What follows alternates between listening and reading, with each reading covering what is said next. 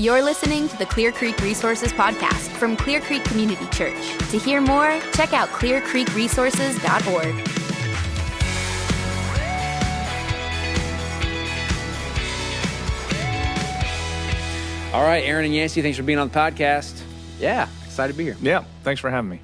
All right, so we're in a message series called Restoried, and we've been talking about the different elements of the service and how they restory us in the gospel, remind us of our place in that story.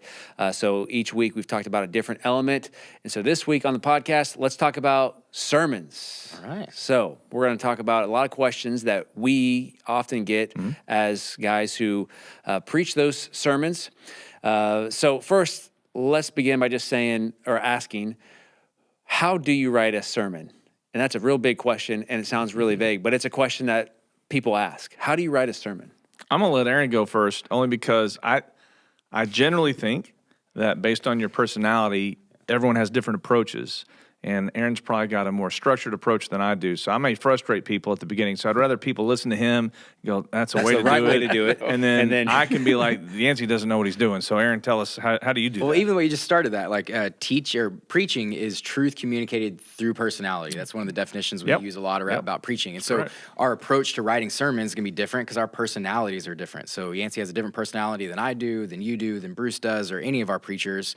And so I'd say, and to answer that question, kind of big picture, we put together a plan. Like, we kind of know where we're going in a preaching calendar, usually about a year out. Yancey works really hard on putting that together for us, where we have planned series, and within that series, there are certain titles or topics of each sermon.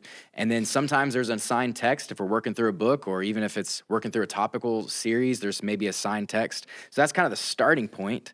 And then we try and, for each sermon, have a main idea. What are we trying to communicate to our church family?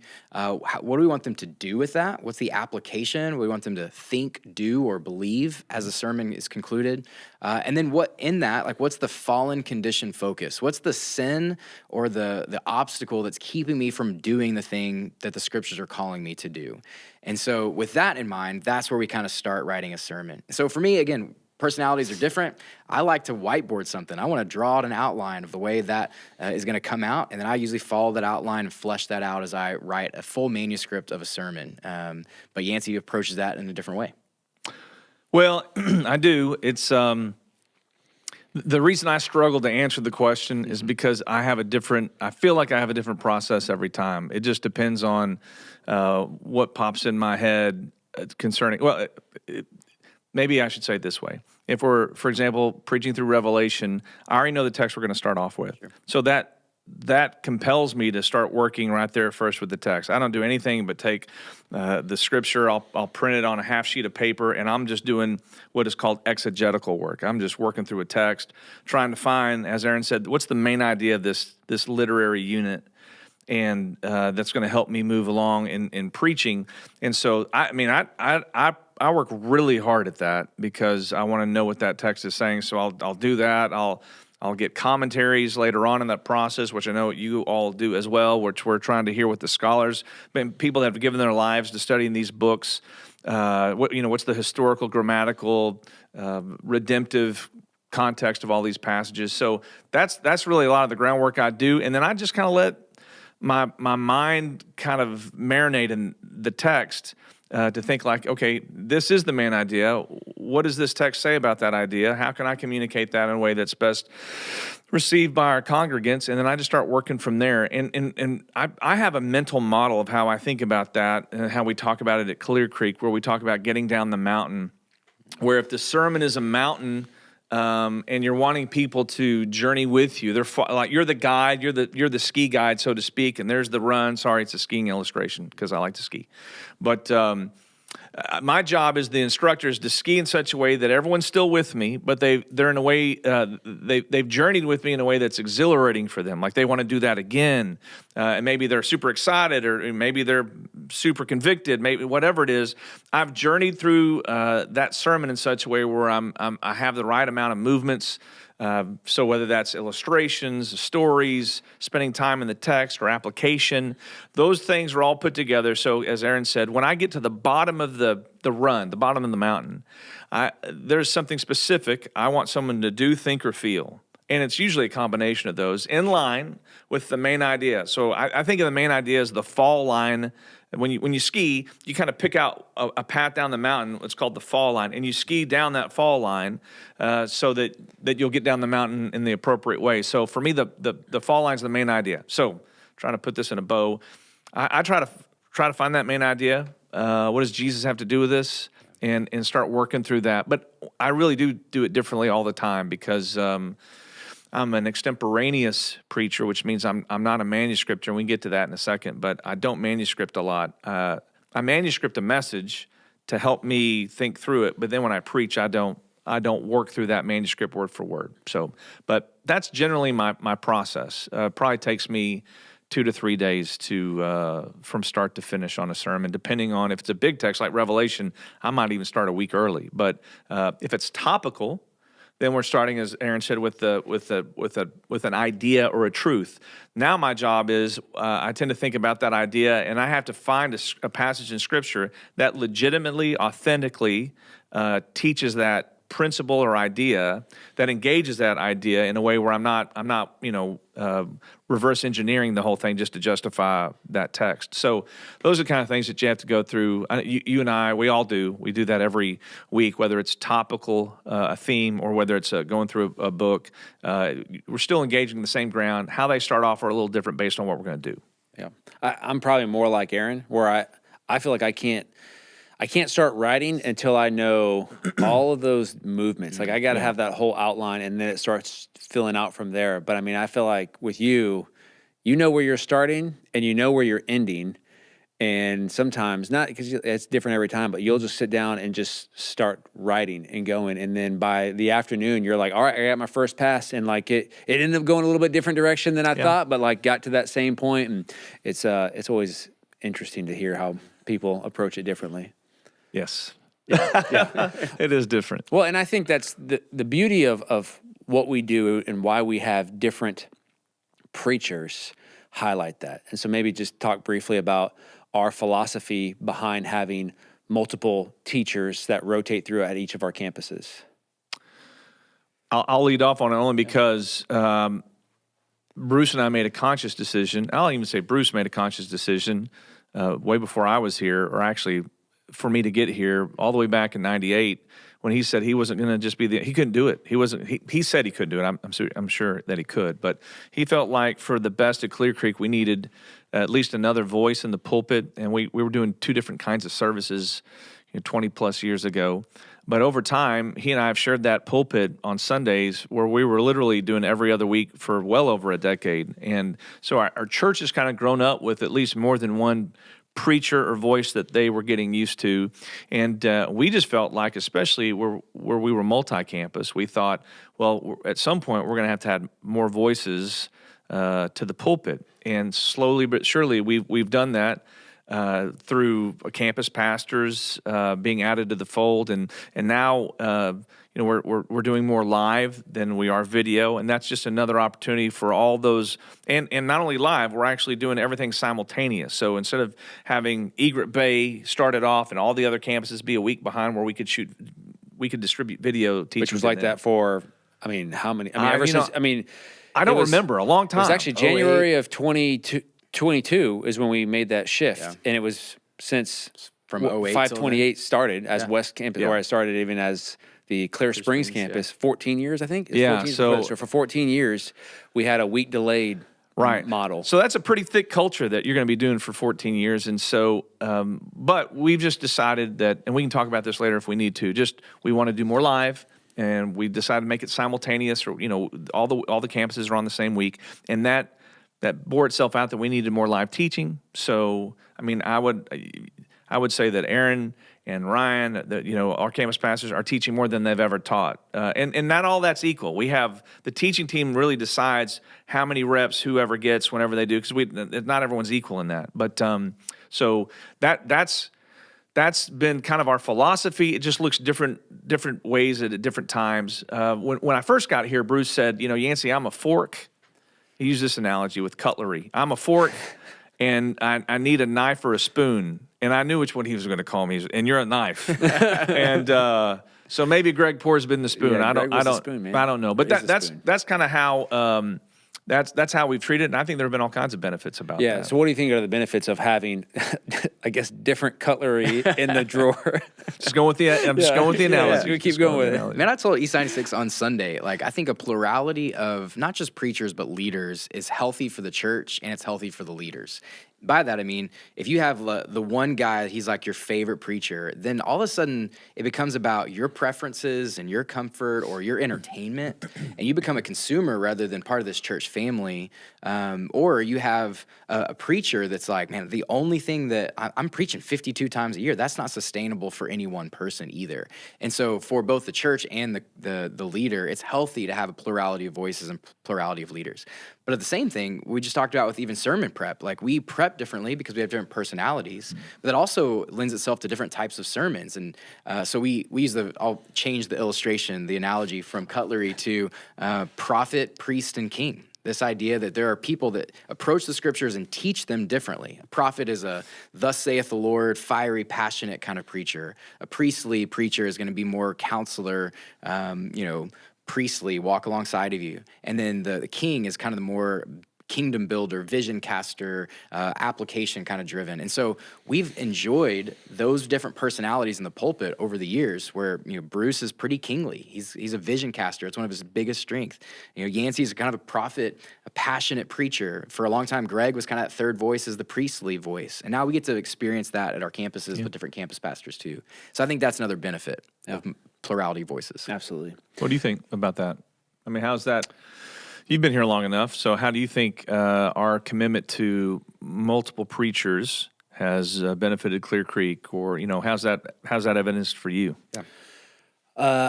Well, I think a couple things. I mean, you touched on them. One is I think that it's a way that we are actively resisting a celebrity culture, which I think it's a problem probably within our culture in general, but even within church culture. I mean, if a church can be built upon the personality and the celebrity nature of that one key leader, and that creates a lot of different issues. And you can just imagine what happens whenever everything's built on a personality. And so I think that helps us to not have a celebrity that everyone is waiting to hear what that guy's going to say whenever he comes down off the mountain to go present it to everyone.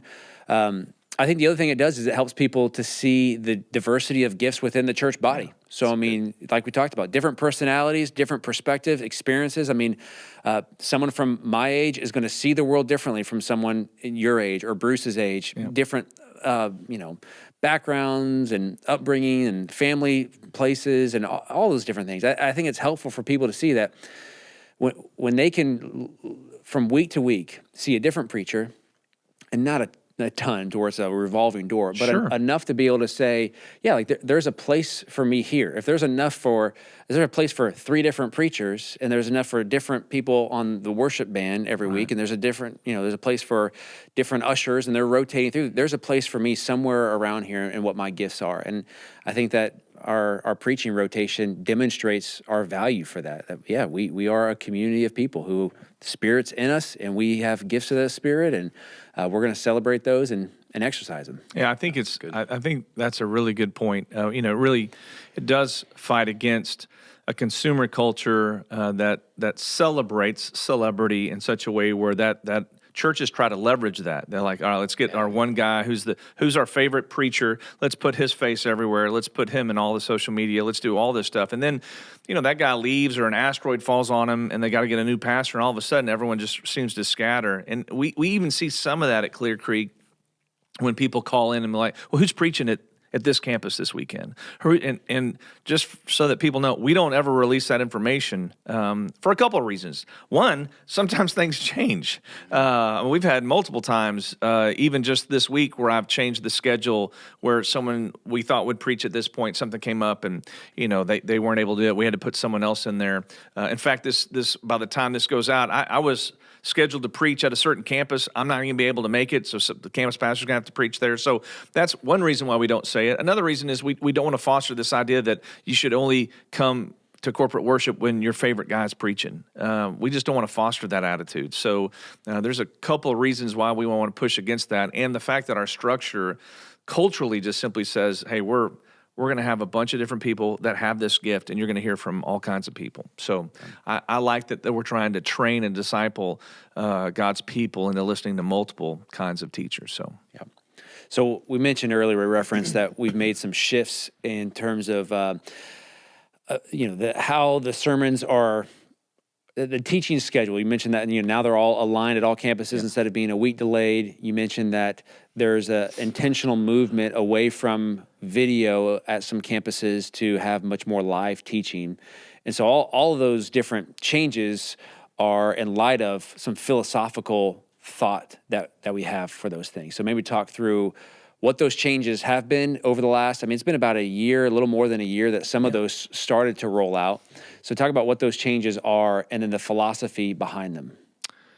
Yeah, I want to turn the question to you because you were part of that, and I know that you said, hey, listen, I just want to read these questions, so I'm going to have you be a part of that because both you and Aaron were both a part of that. So why did we do that? What was the philosophy behind that? I just want to riff off whatever answer you have. Remember, personality. You can manuscript this. I'll just make up stuff after you talk. So, what do you think of tell the people why that was a philosophical change and what we did with it? Gosh, I was hoping that I was going to think about some stuff. I was going to tune out for a little bit. Yeah. So I think there's both philosophical reasons we did it and cultural reasons we did so. So coming out of COVID, COVID was a game changer for everybody everywhere, not just in industry, but even in the church world. And so what COVID did for us when we were only online for a while is it did align us. And so now all of our campuses are hearing the same sermon the same week, and they're meeting to apply that at the same time all across our community, even though we were all digital. And so then we had a conversation coming back out of that, like, do we want to go back to week delayed, where now one campus is ahead of the other when so much is now digital? When at that time, more than half of our people stayed digital while some people were coming back into in-person services. How does that happen with our small groups? That's a cultural reason that we said, let's go get concurrent so we're all hearing the same thing at the same time, applying it together. That's helpful because I totally forgot about that. But really, because we got down very practical questions like, all right, so if you're going to post a sermon online, whose campus sermon do you post? Is it the campus that went first, which in that model before, it was Egret Bay, and the other campuses were a week delayed from then? And so I think what we landed on in that was we were going to hang on to that and not post it for a whole week. So everyone at East 96, 528, Clear Lake, and then I guess Wednesday, they all got those messages when they were preached, but Egret Bay, it was a week delayed. So it was actually really interesting that the people who were part of Egret Bay as a campus, who were at that time staying online instead of hadn't returned back to in-person yet, they essentially were aligned with other campuses and not in person at Egret Bay. Because we held on to that for a little bit afterwards. Yeah, and so it made, even just communication. Hey, I'm going to send out a campus email this week that's going to build off of something we just heard this past Sunday. Well, if you're online, you didn't hear that yet because it's coming out this coming Sunday. And so, those are all the practical things you don't think about whenever you're trying to figure out the difference between online and the in real life kind of world. So, well, and I'm curious how many people actually knew that was even happening. People that attended Egret Bay, did they know the campuses were a week delayed? People at campuses, did you know you're a week delayed from Egret Bay? Unless you were in a small group with someone from another campus, that probably wasn't part of your reality. That was complex for us, but we lived into that for so many years, it became our normal thing. Now, when we made a switch, now it became more complex internally for us to figure out what does the schedule look like for that. So there was a cultural reason, but then the philosophical reasons were, again, we wanted everybody to hear the same thing and be able to apply it across all of our campuses. But then that started to demand, well, now what do we do when we usually record on a Sunday and it goes ahead to the following week? Do we still want to utilize video to the same degree? So the other cultural thing that happened with video, not just concurrent teaching, was everything was downloadable online. But we've said our in-person services are different than what's happening digitally. So what's the non-downloadable experience people can have in person at a campus that they couldn't have online? And so that was part of the reason we said, well, maybe preaching is one of those. The more live preaching there is, that's a less downloadable experience. The other philosophical one was we started to say that perhaps that's a barrier for unchurched people. If we are a church that exists to lead unchurched people to full devotion to Jesus, and if video teaching is a perceived barrier for an unchurched person, like our people that are there all the time, they get it, they're on board. But people who visit for the first time are like, oh, there's a video. That's kind of weird. If that's a barrier for them, let's remove the barriers as much as we can. So where we used to be 75% video, 25% live, then we went to about 50-50. Now at only 2 of our campuses, we have it about 25% of the time. We're trying to reduce that number as we get more comfortable with it. And the other 2 campuses, we are fully live. Right. For the most part. So, no, and I think that's exactly, I wasn't trying to put you on the spot. I really was just thinking we'd all had these conversations, so we have 1,000 of them. So and Aaron's just good about remembering. Well, you're trying to figure out first, which of the million conversations was it. Of those conversations, what stands out to me for making the decision we did to do less video and even consolidate services on the same week was ultimately, one was for spiritual formation because we felt like we could serve the church better if we all did the same thing at the same time. But secondly, or the second part of that, when making it all live or predominantly live, let's just put it this way, saying less video is because we felt like if you're going to have a friend on your arm, they'd be more apt to engage someone live than someone who was on the video screen. Now, the tension that comes with that, just to put all the cards on the table and to just be transparent, is oftentimes the person they're going to see live may not be as seasoned of a pastor, preacher, as the guy whose name's Bruce or Yancey that had been doing it for a quarter century. And for everyone else who's been used to seeing Yancey and Bruce, because that's just how they've talked about it, that's been hard for a lot of, just to acknowledge it's been hard because by going to live and by doing simultaneous, that cut our preaching, our ability to have our sermons, Bruce and I and other campuses, cut it in half and really limited us. And so there was just value decisions we had to make, whether we were going to do that or not. And we wanted to do that. We just realized that there were going to be some campuses. I'm people from right now, as far as like today, people at Aaron's campus hear me once every other month. On video. I've not been there live. They hear Bruce once every other month. So in an 8-week period of time, they hear us twice. As opposed to being at your campus at Egret Bay, they're going to hear Bruce or I 50% of the time live. And so each campus has it's almost like preaching itself. Each campus has its own different ingredients for how they're moving towards live. But with all that being said, I'm just trying to highlight like the complexity behind it and the relational dynamics that have that all of our people have had to experience. Some of it's been quite challenging, depending on the campus you're at. But we feel like, even with that all being said, overall, it's a healthier move for us. It's a better move in the long run, and frankly, we have such. I'm going to speak as the teaching pastor. I think we have such a high standard for preaching that we work really hard that anyone that goes up there to preach is well prepared to do so. And I hear great things about, if people used to think in the past it was Bruce and Yancey with a little bit of Greg, because that's just how he preached like once every 6 weeks back in the day. I'm hoping the conversations are now like, well, it's the teaching team. It's Bruce, Yancey, at this place, it's going to be Bruce, Yancey, and Ryan at Egret Bay. It's going to be Aaron and Greg Poor. So those are the kind of things that I think are good, because now we have different conversations. Because what we realized is, and trying to make this short, instead of having everyone preach everywhere all the time, we made a decision this past year and a half to consolidate, to have smaller teams for greater consistency. So I want to use Aaron's campus for an example. At East 96, you're essentially going to either see Aaron or you're going to see Greg Poor. So when people come and they're bringing their friends, it's not like, well, I saw this guy, Aaron, I really liked his message. Will he ever preach again? Yeah, we'll see you in 8 weeks. No, he's going to be there roughly 50% of the time, and maybe even a little more. At Clear Lake, we have a rotation of about 3 pastors. Same at Egret Bay. Just because Egret Bay's grown up with Bruce and me being there, Ryan, you're there preaching half the time. At 528, it's me and Chris Alston. So all that being said, just so that people understand, like, we made intentional decisions to have smaller teaching teams so that we can have greater consistency for the congregants of those respective campuses.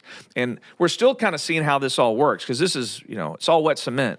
But so far, it's been, I think we've seen the benefit of it. But I love the fact that the church is getting to learn from a bunch of different preachers and teachers, gifted preachers and teachers, and hopefully we have a bunch of, go back to cutlery, bunch of knives and forks and spoons, and God's using it all. So. Well, to that point, I think each campus has those, right? Like you have a complementary team at each campus, and we've been strategic about that. Yep, tried to. So we were kind of experimenting with some things. I got to a place like, man, I love having Greg with me at East 96 because I'm a 30-something-year-old pastor, and he's a 60-something-year-old pastor, and we have different personality types, different preaching styles, and it's been good for our church body at East 96 to have that complementary package. And I think the same's been true at 528, at Clear Lake, at Eager Bay. Yeah, I mean, I get to be the young, cool guy. Sure. We got an old guy, who's getting up there. Absolutely. I make no telling bones us about old it. stories. I'm embracing it. I'm embracing it. Before email existed. Yeah, exactly right. Well, as long as Bruce is still at your campus and I'm with him, he's always the older guy. Yeah, I can't make fun of you because in your mind you're just like, I'm not the oldest. I'm not. I just make fun of Bruce. So I have a greater problem with that at 528 since Chris and I are the same age. So I can't joke about how old he is since we're basically in the same class. So I'll find something. Yeah. Well, one of the things that you may not really think about whenever we made a shift like this is how we actually prepare for these messages. Yeah. So now we've got, on any given week, usually 4 different preachers, because usually someone preaching on Wednesday is going to be the same as that following Sunday. So 4 different preachers preaching the same message or the same topic. And the way that we do our staff structure is, each one of us have another role that we play on our staff besides being a teaching pastor or a campus pastor.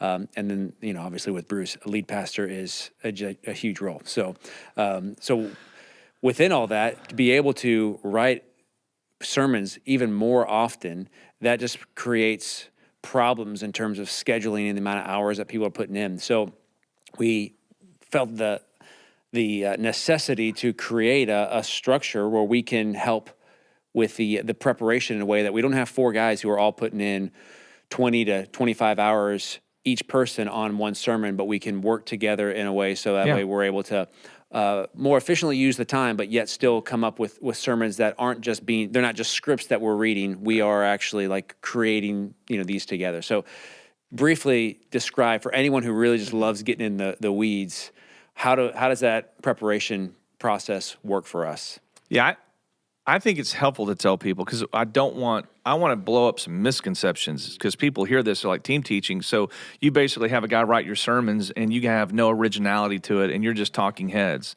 That's not what we're doing. And so I think it's helpful to talk about. So like our process, right? And it's still kind of messy. It's hard. I mean, it's hard. And it's really hard for the guys that have been preaching already that have to kind of do things differently than what they've done in the past. Where, when it was my week to preach, I wrote my own sermon and did my own thing. And when it's Bruce, he did. And he and I would just talk. That would be it. Now, how we have it structured is we have, and for people that I really want Clear Creek to know about this. So, for example, for someone who's going to preach, we're going to preach a week from now. There's going to be some person that's assigned that sermon, and they're going to write a first pass. Called the sermon author, if you will. The sermon author, the manuscript author, if you will. And he really has to manuscript it because even if he's not a manuscript preacher, he needs to manuscript it because he needs to show us like his way down the mountain. Here's what I'm going to do with this. And it needs to be as finished enough as it can be that we can work from that. So that person writes that sermon a week ahead of time. And then on Monday, the following week, he submits that to, let's put it this way. Let's say I'm the sermon author for that week. You 2 guys are going to be preaching that following weekend. You're going to use that sermon. So what I'll do is I'll get that message.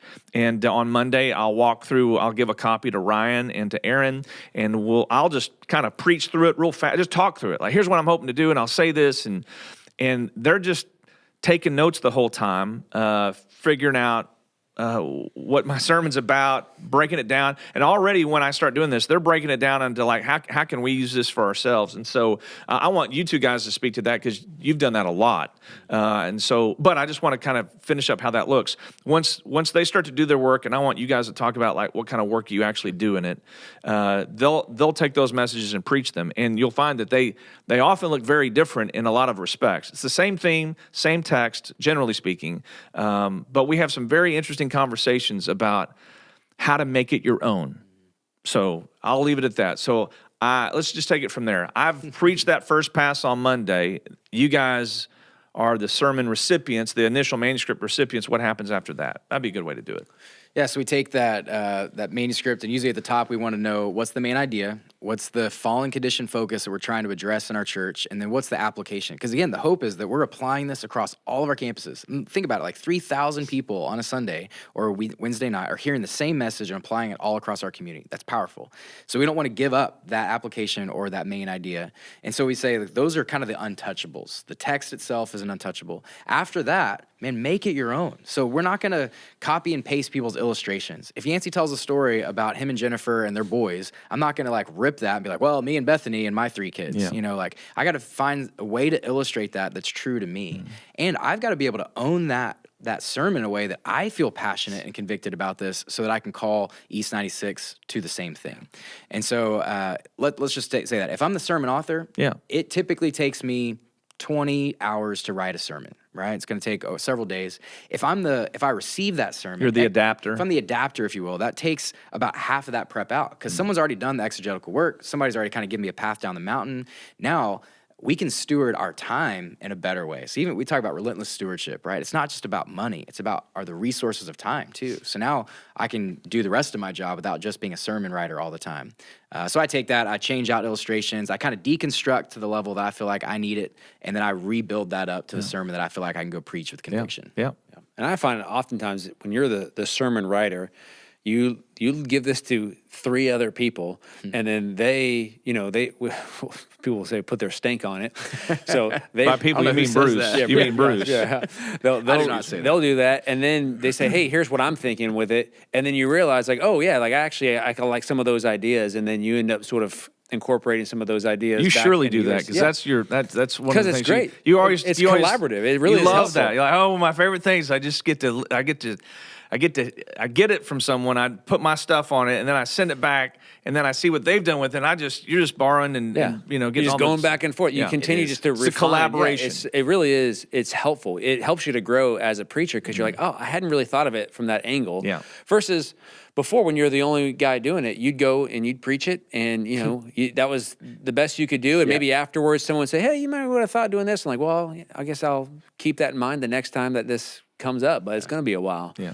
You've said this, and I agree. I think we're producing some of our best content right now. I think the people of Clear Creek are enjoying some of our best preaching because we get to work so collaboratively. We're evaluating before we go preach it for the first time. Yeah. So now instead of the second service getting the best sermon, hopefully our first and second service are getting the best sermon because we've been working through this together in community. Yeah. I think that's a pretty cool thing. Yeah, and I think so too. I definitely think that what I want to dispel this idea that it's someone crafts the bullet and he just hands a copy of that bullet to everyone for your gun to shoot on Sunday, and it's really not like that at all. And if we ever suspect those kinds of things, those are the conversations we would just have with people. But we've just learned you're just going to preach a really poor sermon if you just deliver someone else's stuff, because actually, and Ryan and I were talking about this about another pastor, you can actually hear the voice of someone in the way that they write it. Like if I were to get Aaron's message, I would know it's Aaron's just by the way he's crafted his sentences, and I can hear his voice in that. Or I could hear Ryan's. I for sure can hear Greg's, because Greg's got such a different preaching personality,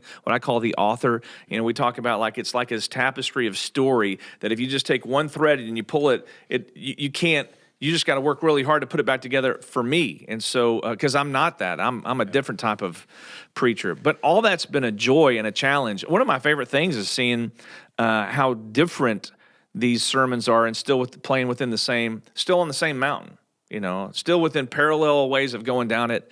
And I think I think our people are blessed by it, but it's challenging. It's definitely challenging to do, and we're trying to figure out better ways to do it. But the collaboration that's a new thing. Yep. That's a new thing. And we started it with revelation of all things. Thought we'd jump in the deep end of the pool and see if we could swim. But it worked. And I actually thought that was probably really helpful, because revelation is at times a hard thing to wrap your mind around. And so it's helpful to have other people who are also very familiar with the text because they're studying it, and now you're all working together to craft something that it's like, oh, wow, like that really is helpful. Yeah, I think one of the more interesting aspects of making this collaborative effort is when we don't agree. When we don't agree with and it's not like an essential belief, but every one of us has to do our own textual work. we're gonna preach on the Sermon on the Mount, Matthew chapter 5-7. But in my exegesis, I may emphasize something where you're gonna go, oh man, I want to emphasize this part of what Jesus says, not this part. Same text. Or hey, Yancey, Aaron may say, I'm not too sure. I'm not going to interpret that way. And there's scholarship that says that this might be a better way to do this, and we'll be careful of how we say that to the people. But that to me is the fascinating part of it, is because part of owning the sermon is owning the text. I mean, owning it in your heart. So I think about that because I remember Carl Garcia one time getting doing one of these messages. He was the adapter, not the originator. And he said most of the time he spent was just trying to get his head around the text. And I appreciate that because I think that's part of owning it. When we go up there, we don't want to speak someone else's voice. It's got to be ours. But to do that, you have to own it. So that's been a joyful discovery in doing all this stuff, and a challenge. And we're still putting real time in it. So if it's 20 hours, to write something from scratch for me, it's 10. That's 10 really good hours of putting not my stank on it, but putting getting to owning that, living into that in my own heart, so I can preach that with conviction. So it's still a lot of work. And what we've been doing this. We just did it for Easter and Christmas. Oh, yeah. We did it for Easter and Christmas. There's one time I assigned Aaron to write the Christmas sermon. Was it the Christmas sermon? And you weren't even preaching it. I was like, hey, would you just write this for us and give us a baseline? And he did. And then he had to work through the gauntlet because, part of the challenge is he's got to sit there and do this to all these preachers. Like, well, here's what I like about it, Aaron. And I don't know about this. And so I was like, why don't you just write it? Exactly right. I'm not even preaching this. Why did you ask me to do that? But part of that is because I think we have such a high standard. I think people be intimidated to come into some of our times where we're walking through people with our sermon because everyone else gets a piece at it. They get a shot at it. I mean, I say a shot at it. They have to ask honest questions about it to make it their own. So all that stuff's been a challenge, but a good challenge because I agree. I think in the end, it's getting us. I think the whole quality of preaching is rising up to where it's been in a way we're including more people. Everyone's going to get to grow, and I'm super happy with it. All right. Let's talk really broadly about the impact of preaching and sermons in general on your life, on our life. I guess I'll answer too. But what has been a sermon that you have heard from somebody else that has really impacted you over the years? Yeah, the one I thought of when I heard this question was a sermon I heard right before I started college. So, dude, I can't remember who was preaching it. I don't know the title of the sermon. I remember they were preaching through Ephesians, and I was convicted by the idea that the first half of Ephesians all about Jesus, right? The second half of Ephesians is like, okay, in light of the gospel, what do we do? And I had this desire, really, I'll be honest, I had this desire to go to college and just rebel. Like, I had been the good kid in high school. I was ready to kind of go live it up in college. I could always go back to Jesus, whatever. And I heard this sermon, and it changed the trajectory of my 4 years in college. And I remember someone saying, like, you can use these 4 years to be selfish and rebel, or you can use these 4 years to glorify God. Here's what Ephesians says. Boom. It changed everything for me. And so I don't know who preached that sermon. Was this at Clear Creek? Nope. Was this at, you don't know what church it was? No, it was going to, so I went to Texas A&M. There's Impact, it's this freshman orientation camp for incoming, Christians. Ah, I see. And they put the school students put this on for students just like me who are ready to run. And God got a hold of my heart and changed my 4 years of college because of that. So that was an Impact. 2004. Big deal for me. But that's like that one of those re-story things, right? I had the story in my mind. Absolutely. The gospel and the sermon re-storied me into that. That's good. That's good. You got to use that in the sermon series that we're doing on Restoried. That would be really good. I think for me, I think of two things. As far as like a sermon that was preached that I would consider that a traditional sermon, I heard a guy, a well-known preacher, preach through Psalm 19. I hate to say it like that because I guess everyone's going to ask. So I heard John MacArthur in person preach a sermon. I'd actually heard him preach before.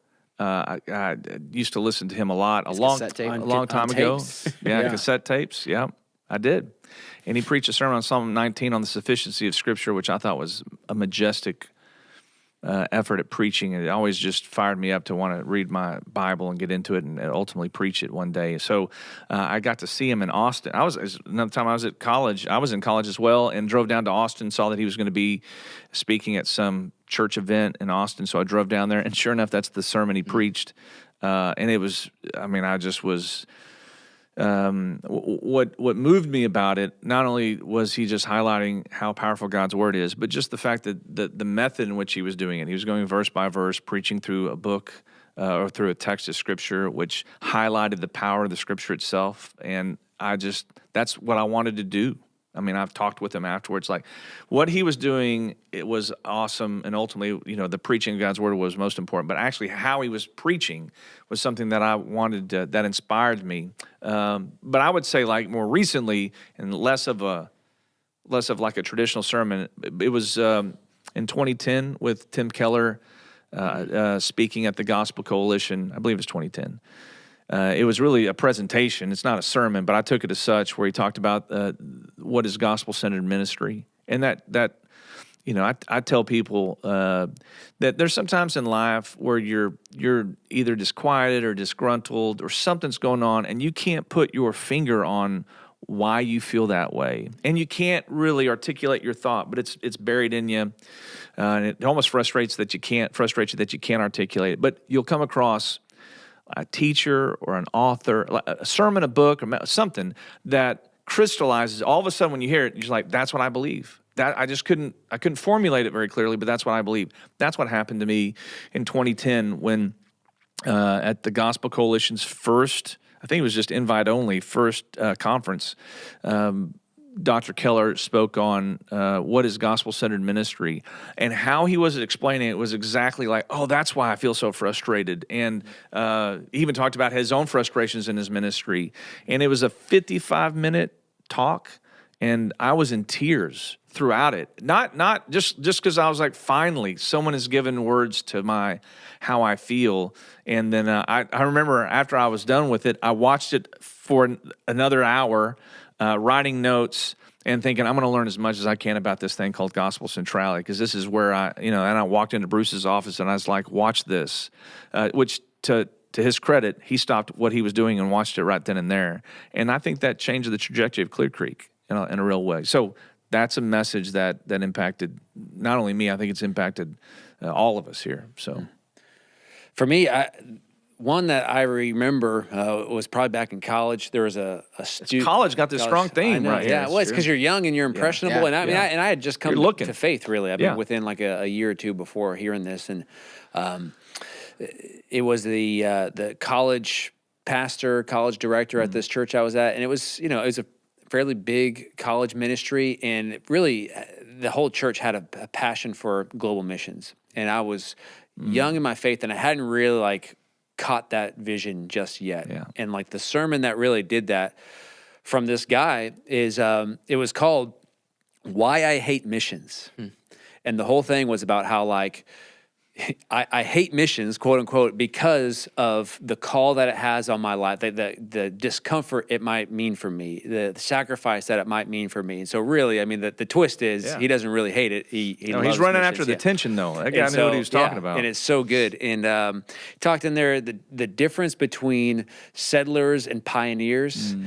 And as a young college guy, it's like, I want to be a pioneer. I want to be the person who's making the advances. When Paul talks about, I want to preach where Christ has not been named. You go like, that's what I want to go do. And but it was good. It was inspiring. And there was some other ones too, especially around missions in that time frame for me that were really impactful. Did that influence at all you and your wife's decision to go to Africa? Absolutely. Oh, yeah. And probably the book that was based on a talk that really switched things for me was John Piper wrote a book called Don't Waste Your Life that I think came out of a talk that he gave at a Passion conference called the same thing. And so reading that book, that changed everything for me. See, I think Piper's message, which is, you guys can YouTube it, it's Passion, it's the seashell message, where say that 10 times fast. I know it. I think the Lord used that message. He did for a generation what God used Keller's message to do for me. He put words to a yearning that I had and a disquiet that I had that I couldn't figure it out. I couldn't put it all together. But if people were just to look up the Passion Conference, John Piper talking about don't waste your life. I mean, it really captured a generation, y'all's generation of. And I mean, I didn't even catch. I mean, I'd heard, just kind of caught wind of it later on and watched it, and again was stunned by how you could just tell it was a holy moment right there. But that's what God does, and He does it countless times all around the world, and He does it at Clear Creek. He does it at Clear Creek when people come up to you and they're in some kind of state emotionally. Usually they're overjoyed or they're overwhelmed because they say things like, "Surely you wrote that sermon for me." I know it happens to you guys. It happens to me. "Surely you wrote that for me." And most of the time I'm like, "No, I don't know what the Lord has for you. I just wrote this message because, first of all, it's on the schedule, and God's just sovereign." Yeah, the Holy Spirit does that, not and me. that's a Spirit's work. Yeah. So like we can't take any credit for that. We just have to be faithful to preach the word. But those are the joys of the preaching. I mean, there are a lot of critics out there, right? But when you're a congregant and you just want to hear God's word, man, there's some really neat's not even the right word. There's some really holy moments that God uses to build into His people from the preaching of His word. You get to hear the voice of the King. So it's fun stuff, to say the least. Well, as a preacher, it's incredibly encouraging when you hear stories like that. It just causes you to tremble a little bit. Does. Like you're just like, wow, like you're venturing into this territory where God is doing things that you can't take credit for, and you're just like, yeah, I mean, it definitely drives you to prayer, to realize that the words that are coming out of your mouth are impacting people because the work of the Spirit in them. And it is humbling, and it is it is a fearful thing, but not a paralyzing kind of fear, but just a reverence, awe of who God is. I mean, it's crazy. So how would you answer that? I mean, let's dive on that a little bit. What do you do to fight against feeling like you're the guy?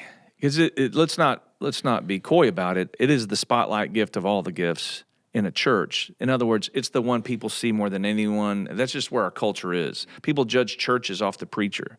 I'm not saying that's right. I'm just saying that's... Yeah. So how do you guys manage your own soul with those kind of temptations? I mean, you guys know I've got personal friends of mine that aren't in ministry anymore because they succumbed to the temptation of celebrityism. So and Clear Creek's not a small church. You know, Ryan and I were in Denver just a week or so ago, and a guy comes up and recognizes Ryan because he saw him preach a sermon out of Revelation, and they wanted to hear this. Someone had already talked about, like, you got to hear this Clear Creek sermon on Revelation, right? So, and that feels good. Don't get me wrong. It's that's kind of cool, but you could tell how there can be a dark side to this gift. How do you manage your own soul with that? I think it's what you talked about earlier, Ryan, about there's a plurality of gifts in the church, and this is just the gift that God has given me. I'm going to steward that gift to the best of my ability. And so I really honestly see myself as a servant of Clear Creek Community Church. So when I go to preach, I'm going to serve them as best as I can in the same way that when I show up at 6 a.m. to move chairs around, I want to do that to the best of my ability. I want to serve the church. And then before I go preach, every single time, like, God, let this be my spiritual act of worship. Yeah. Let what I'm about to do worship you and honor you. And whatever you want to do with it, you do it. But I don't want any of the glory for that. Let me just serve you and serve the church. That's one of the ways. Yeah, that's great. I mean, I'd say that our gospel centrality, like, it has to start with our own belief about the gospel, and what our beliefs about the gospel.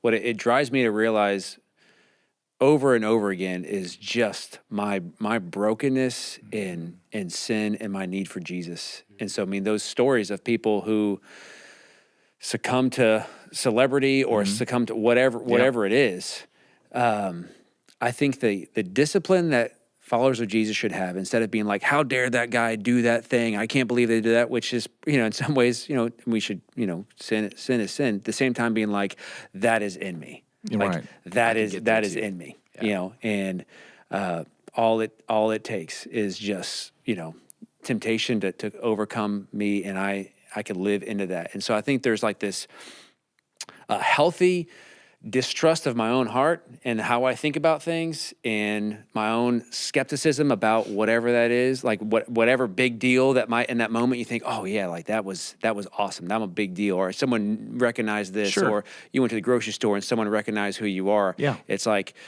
oh man, that's going to get you. Yeah. And it doesn't take much for sin to snuff you out. And so when you sort of realize that, it's like, by God's grace, I'm hanging on. That's the grace that brought me in is the same grace that's going to help me to persevere for my life. And That's good. That's what I want. And if I can't preach that message anymore, then I guess I can't. I can't preach that message. I mean, it's like I got to live that gospel out. So Yeah, that's good. That's good. Did you want to say something? I mean, you asked the question. I did. Yeah, I was going to be Orion where I don't have to answer it. I think what you guys said is absolutely right on. I come from a theological perspective and I think our church does as well, where we're very well acquainted with we're sinners. And so I just know that all of us have a propensity to want to sin, and the flesh will take any opportunity to indulge in those things. And preaching can be one of those things where I just recognize, listen, Lord, this is a gift, but it could be a weapon against me if I'm not careful. And I've just had enough friends that it was a weapon. I mean, not for them, against them, and of their own doing. And I just never wanted to be like that. I think part of it also is I feel plugged into my local church. I'm not trying to jet set everywhere. I'm trying to be faithful in my local church. I remember telling a guy just last week, the greatest thing you can give to your church is your faithfulness. Is your faithfulness to Jesus. And so I'm reminded in James, suffer not to be a teacher, because you'll incur a stricter judgment. I mean, I'm when I get up to preach, I'm serious about it. I mean, I'm intense, probably just in my personality, but like, I understand that everything I say has, I don't really even care. This is going to sound really bad. I don't care what our congregation thinks about whether they like my sermon or not. I care if Jesus likes it and if I'm being faithful to God's word. And if everyone likes it, but I don't feel like I did that well, it crushes me, and maybe more so than I need it to. But if I feel like I've been faithful, that's all I really care about. And I don't care about the accolades or, everyone likes to be encouraged. But we have a very encouraging church anyhow. There's a part of me that just says, I just want to be faithful to where I am. So a prayer I pray every time I get it to the pulpit is I pray, Lord, may the people know that you are my God and that I'm your servant. That's it. And I'm also very well aware, just to come full circle, that I'm a sinner. And that if God, I tell people this, if God wanted to expose any one of us to get us out of ministry, he could do it like that. He could just open up the secrets of our heart and expose any one of us. Not that we got something on the side. I'm just saying my heart's dark enough. I struggle enough with sin that God could root us out anytime he wanted to. So everything that we do is a grace. Every Sunday or Wednesday is a grace, and I really treat it as such. My favorite Sundays are the times where I feel like I've really blown it this week. God, I'm going to get up and preach your word. Help me to preach it by faith, not because I can do it all, but because you have. And then I feel like that sermon really, the Lord uses it to bless a lot of people, and I literally had nothing to do with it spiritually for that. I mean, I'm not up there like, out there sniffing cocaine and, shooting up a daycare to go, hey, let me preach. I'm just saying, I know, I went really dark. I tried to think of something really bad. I'm just saying, I feel that any sin can disqualify you. It can disqualify your heart for thinking you're worthy to do this. I just don't feel like I'm worthy to do it. And that's part of why I feel like the Lord's allowed me to stay grounded in it, because it's not a worth issue. It's guys like, I'm picking you. I mean, he had Paul, which was the premier preacher for the first century, and the guy, before he became a Christian, was his job was killing Christians, and now he becomes one. So that's the kind of stuff that helps keep me grounded. And I've really, one of the not to sidebar this, but I really have appreciated Clear Creek in our 30 years of existence. God's allowed our gospel reputation to increase, if anything, and to have guys and gals flame out. Not that we don't have our struggles and people haven't had problems, but he's kept the witness of the gospel in our reputation, which is a gift. It's a gift he gives us, because he could pull it out any time and it would be hard to recover. So those are the kind of things that keep me grounded. That and my wife. I mean, if you don't have a wife that, just so y'all know, anytime someone talks to me, not every time, but often when someone recognizes me somewhere, which is easy to do in the roles that we have, is and they're like, oh, Yancey, and they say something really nice, my wife just rolls her eyes. Like, I mean, Yancey, you can love him, but he's not as great as you think he is. So, and she's right. So that's kind of my approach, and I'm just grateful for God that He allows us to come up there and preach His word. It's a joy and a privilege and a pleasure. So. Good. Well, hey, let's go ahead and end there. 3 preachers on a podcast. Oh, I'm sorry. We could I'm go sorry. forever, so we should probably wrap it up. Right. But hey, I appreciate you guys. Appreciate being on the teaching team with you and being able to see God use you and use me to glorify Him. Amen. Hey, thanks for checking out this video. If you haven't yet, make sure that you hit subscribe down below and check out clearcreekresources.org, where we have videos, books, and sermons on there, as well as our audio podcast. Thanks for watching.